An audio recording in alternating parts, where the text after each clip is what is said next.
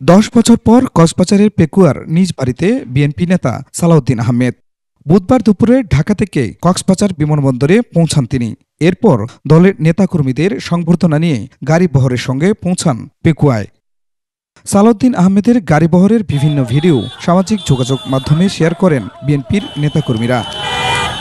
মিৎসুবিশির station wagon ব্র্যান্ডের গাড়িতে চড়ে সালাউদ্দিন আহমেদ পেকুয়ায় যান, যার নম্বর চট্ট মেট্রো ঘ 111533। সামনের সিটে বসে হাত নেড়ে নেতাকর্মীদের শুভেচ্ছা জানান তিনি। বিআরটিএ চট্টগ্রাম কার্যালয় সূত্রে জানা যায়, সালাউদ্দিন আহমেদকে বহন করা গাড়িটি এস আলম গ্রুপের মালিকানাধীন।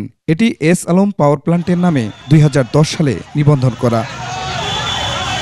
বিভিন্ন গণমাধ্যমে উঠে আসে সালাউদ্দিন আহমেদের এস আলমের গাড়ি ব্যবহারের খবর। সবশেষ 2014 সালের 14 জুন কক্সবাজারে জেলা জাতীয়তাবাদী শ্রমিক দলের কর্মী সম্মেলনে প্রধান অতিথি ছিলেন সালাউদ্দিন আহমেদ।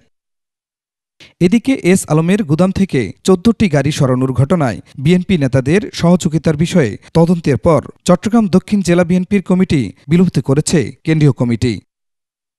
খুরশিদ আলম মুকুল, ডেস্ক রিপোর্ট, 21 টেলিভিশন।